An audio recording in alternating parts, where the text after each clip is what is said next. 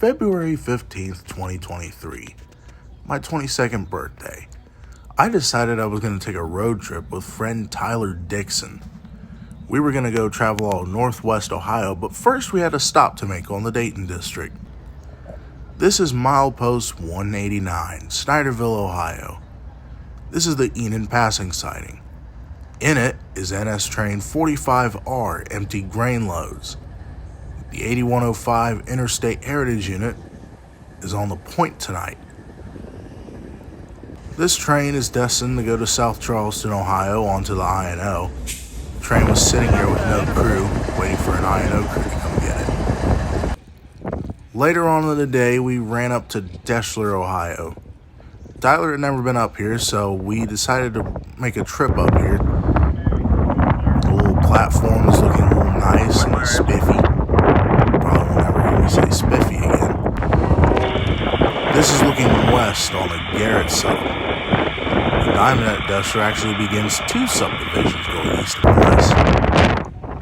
This little area over there was the old BNSF Station, but it was torn down sometime last summer. At least the old tower is still here. That's a plus. Still houses signal and maintenance equipment, so that's probably why it's still around.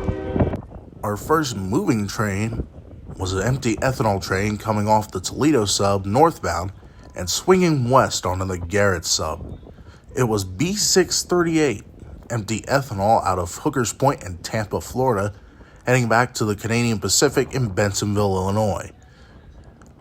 A nice little lash up here with rivals working together with a CSX GE leading an NS-9 and an NS AC44 C6M. As by the terrible audio in some places, it was very windy. It was blowing about 30 to 40 miles an hour, despite the nice weather conditions.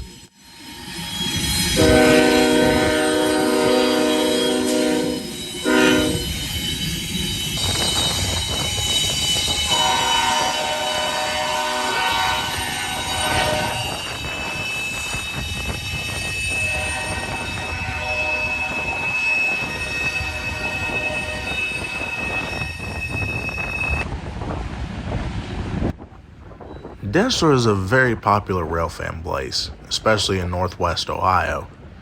I've met railfans from all across the U.S.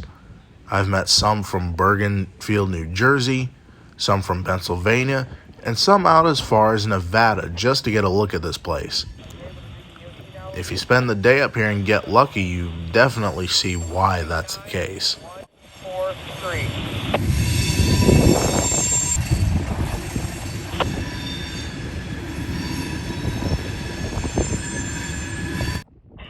On the other side of the diamond down there begins the Willard sub. From here, going towards the west end of Willard Yard. The signal on the left is showing a high green for eastbound stack train I-166. In reality, it's Canadian Pacific train 132, but it runs as 166 from Schiller Park in Illinois to Buffalo's Seneca Yard, where it transfers over to the Canadian Pacific and begins its run to Montreal, Quebec.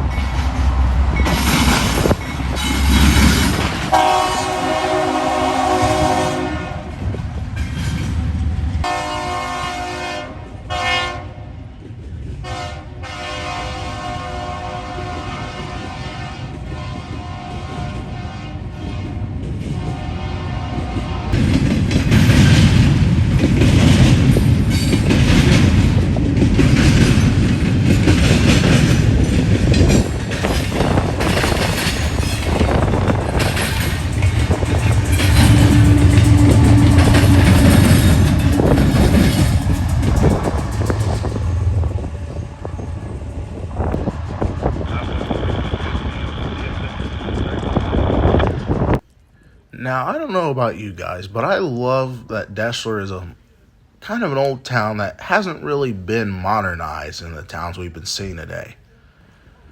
A recent addition is this old BH Caboose. I don't remember seeing this the last time I was up here back in June of 2022. I'll put the link to that video down in the description if I can. If anybody could let me know when this thing was added, it may have been over the summer, it may have been during the winter, but this is a recently new addition. Never seen this here before. The old B&O logo on the side of the caboose is a classic logo. From the looks of the window on one side of the caboose, it looks like somebody smashed the window. We moved a little bit east on the Willard sub to a place called Hoytville. Here, CSX train I-141 is sitting on the crossing because he's so long he had to double up. Leading is 3144 in the S44AC. Second is AC44 363, still sporting YN2 paint. And third is CSX 412 in AC44CW and CSX's new YN3 paint.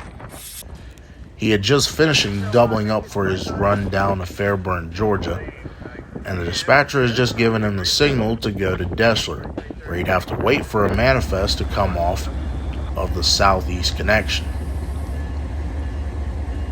141 will turn south at Deshler onto the Toledo sub, and then run down to Cincinnati where he'll do some work before continuing his journey onto Fairburn, Georgia, near Atlanta.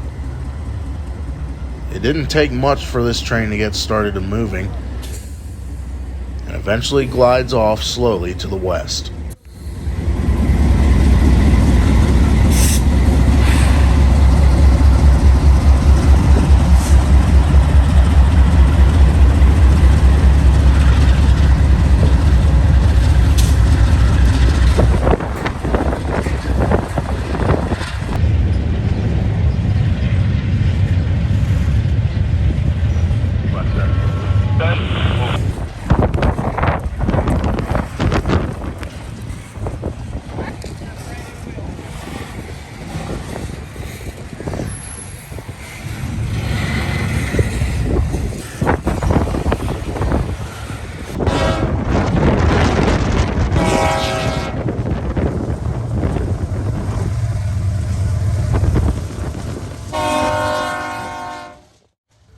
Arriving into the actual town of North Baltimore, we just barely got set up for I-166 again. This time he was flying out of a crew change out of North Baltimore. He often does work sometimes, but I guess that's like a half of the time basis kind of thing. He has a new crew and is flying east on towards Buffalo.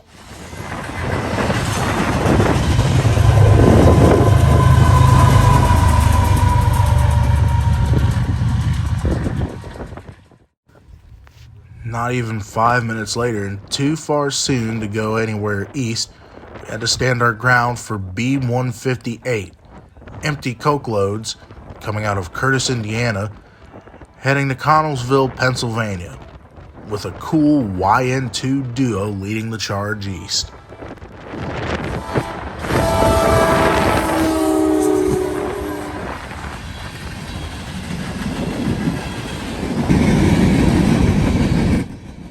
Unlike the other B trains, B157 and B158 up here are actually rare daily runs. Started out as needed, but quickly transitioned to daily. It's a delightful sight to see the old B&O depot still here in North Baltimore, as I had feared it had been torn down like everything else. But history still prevails in North Baltimore, at least for now.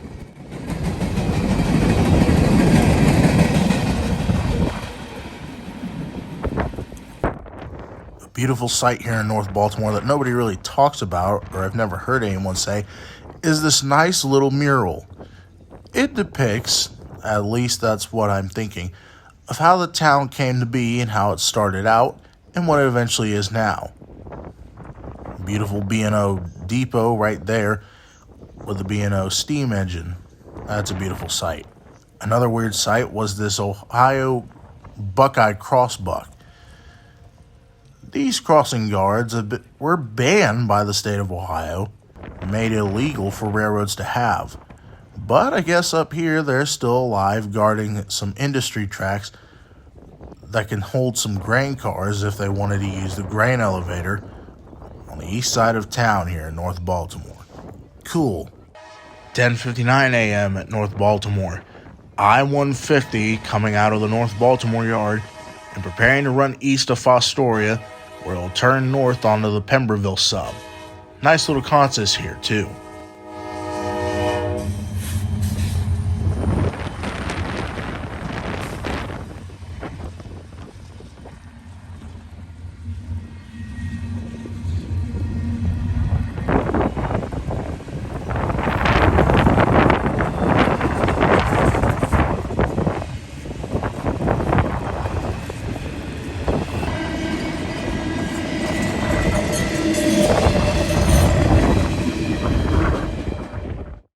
We then drifted on east to a spot called Galate on the east end of North Baltimore.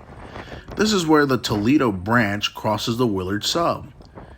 It's ironically where the old B&O crossed the old NYC. The NYC track going north to south, the CSX Willard sub going left to right. This track doesn't see much traffic anymore north of here. The only kind of traffic you can expect nowadays is stuff coming off the connection, either going to or from Columbus and turning west or south. It's kind of sad, honestly. Next spot we moved up to was CSX's Walbridge yard. Here is a massive yard here on the outside of Toledo. It has a car repair shop, an engine fueling facility. This is actually where they service some of the locomotives, do maintenance work and touch-up stuff. The big surprise there was this Lake State Railway SD60 sitting at the north end of the yard. Lake State Railway, I believe, comes and does interchange here with CSX, so that might explain why this thing is sitting here. 12:16 p.m. and we're at Vickers, milepost 282 on the NS Chicago line. We're just in time here for NS 27P, daily hot intermodal out of Morrisville, Pennsylvania for Chicago, Illinois.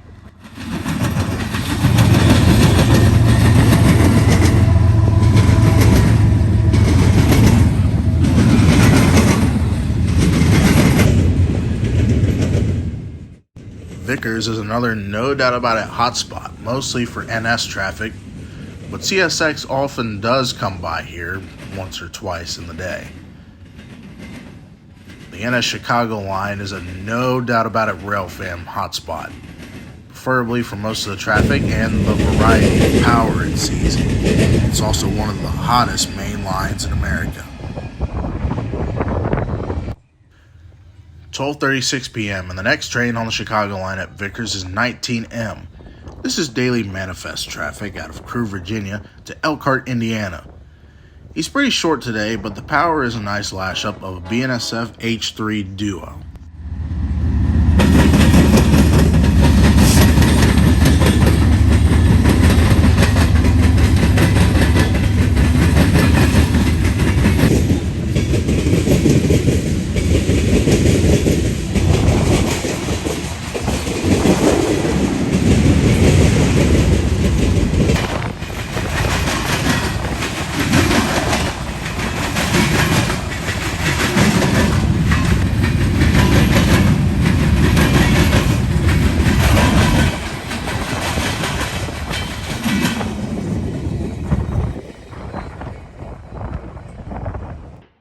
We then drifted on west into Toledo, still on the Chicago line, to check out the Amtrak Station here in Toledo. This is a nice little structure, as not much has changed about it. It's a nice, very Amtrak sign. Down there is a car shop, and oftentimes can serve as a locomotive shop. Inside the station looks pretty nice too. It's empty today. The Amtrak trains mostly come through here during the middle of the night. A security guard on site told us of a public walkway above the station, so we went up there to shoot 19M pacing 29P coming up on the left. 29P is daily Buffalo, New York, to Chicago, Illinois hot intermodal. Ashley, dispatcher, 23 New York.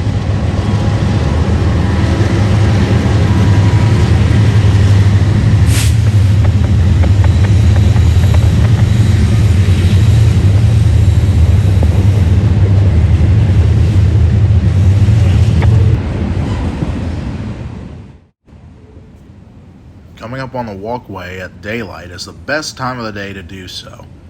There are a couple hobo encampments around the area.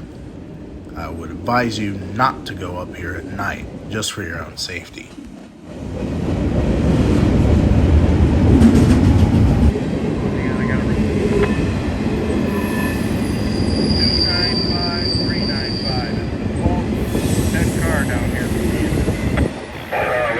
After those two cleared, Tyler told me about a location on the west end of Toledo's mega yard, AV Tower, milepost 289 on the Chicago line.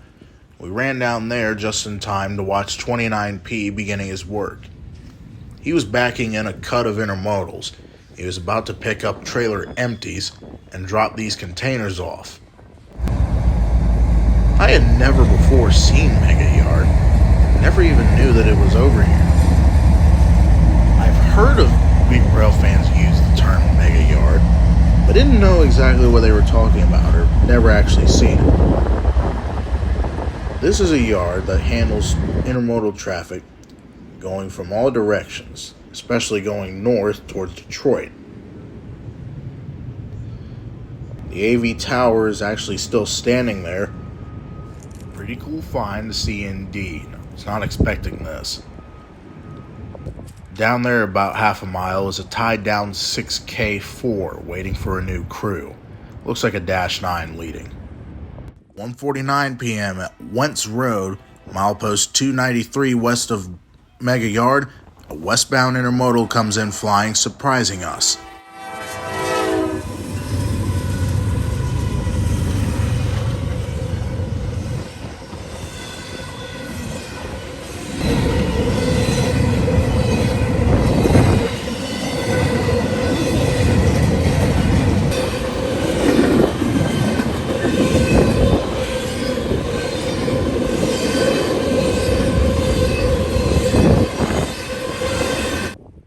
This is also a pretty good spot, too. It took us a few minutes after that intermodal train. We were so focused on looking down there, we didn't realize who was sitting here. It was 3:58. Elkhart, Indiana to Detroit, Michigan, tied down here without a crew. And leading the way was NS 8103, painted to honor the Norfolk and Western in the midnight blue. This is turning out to be a pretty good birthday railfanning trip. Second behind him was NS 1108, a big EMD SD70 ACE. And third was NS 6105, ironically an ex-Norfolk and Western SD40-2. 2:11 p.m. at Wentz Road, and westbound manifest train 15N, daily Conway, Pennsylvania to Elkhart, Indiana rolls in. This guy is often huge and usually has a DPU. Well, he's pretty huge today, but no DPU.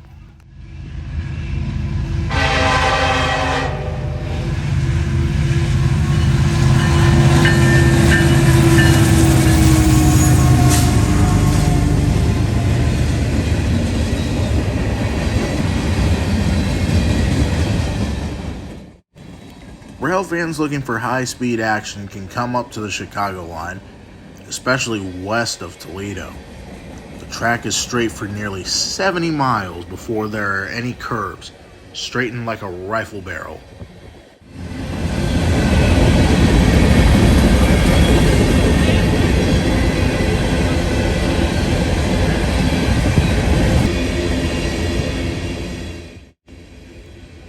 After a few moments, we noticed that there was a local coming up who was sitting behind the tied down grain ethanol train. It was B41, a Toledo area local, I think runs out towards Bryan, Ohio. This guy was coming off of track 3 onto track 2, where he'll come forward over the crossovers, and then he'll back his way to Mega Yard.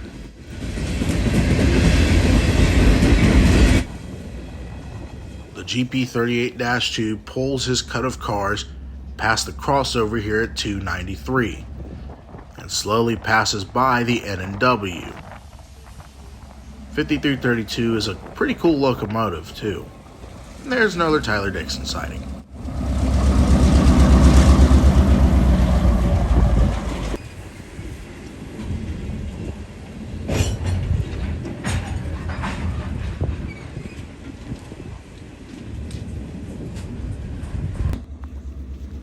pulls past the crossovers, the conductor sets the switch, and he backs his way east to Mega Yard, where he'd probably spend the rest of the day.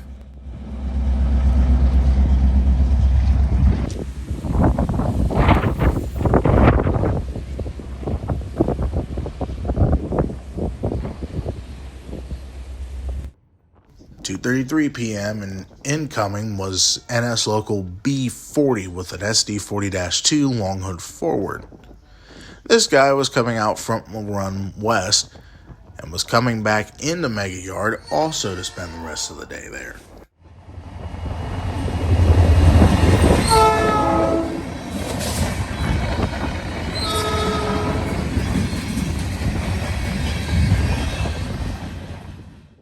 Hey look, another Tyler Dixon sighting.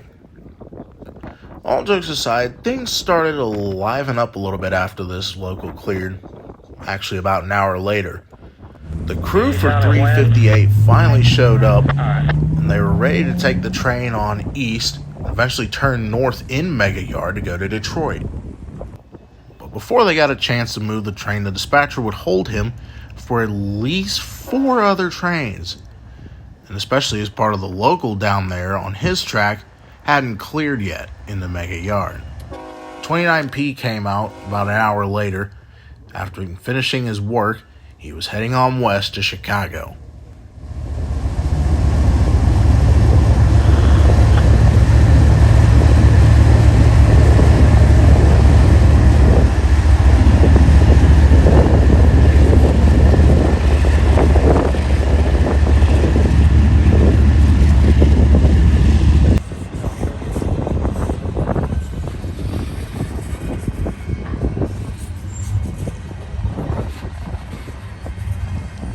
Kind of trapped here by those work trains here, but look to see if we can possibly get a window to tram down to 288. I need to get in 14 tracks so I can pick up our regulator and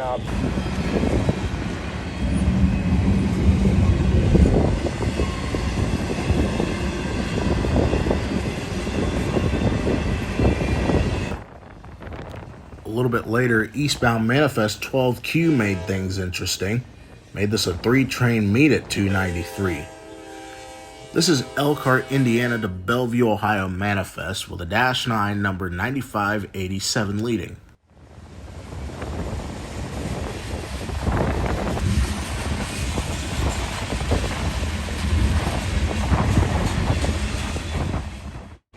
"12Q used to be a manifest from Elkhart, Indiana all the way to Conway. But I guess if NS is leaning off PSR a little bit, train was cut back from Elkhart to Bellevue to drop off manifest in Fort Wayne, but now he runs all the way to Toledo and then gets on to the Toledo District at Oak Harbor, where he'll go into Bellevue and terminate there.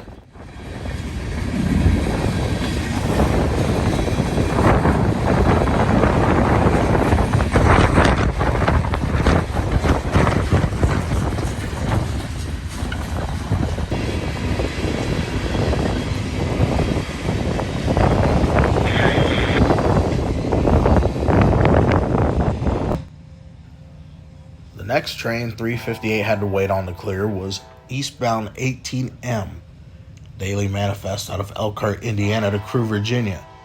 He would also take the Chicago line to Oak Harbor and then turn east onto that and then eventually turn south at Bellevue.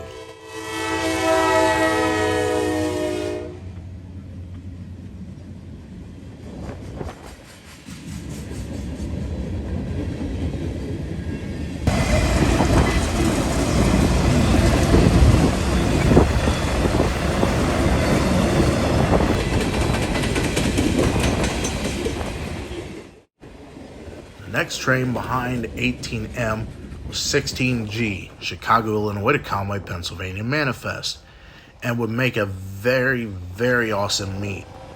Not only did he have tractor trailers on him, but he had the NS 8102 Pennsylvania Heritage Unit leading. Side by side with the 8103 N&W was really sweet.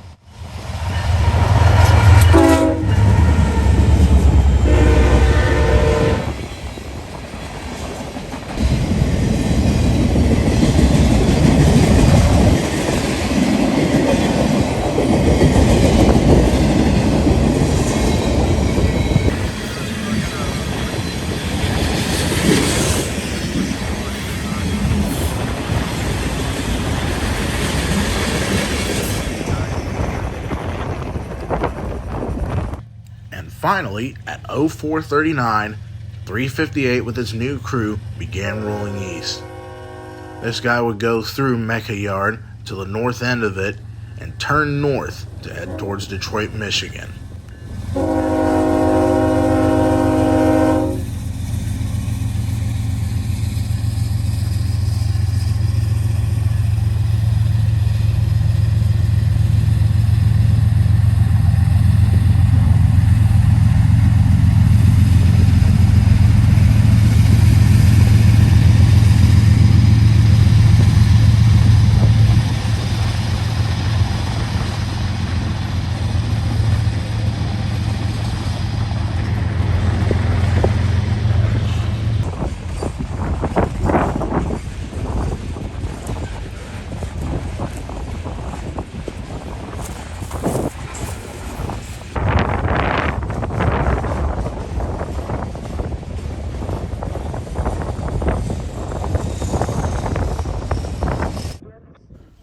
A short little time later, eastbound NS Manifest 310 showed up. Elkhart, Indiana to Buffalo, New York. This train would be the last one here on my birthday, up north in northwest Ohio.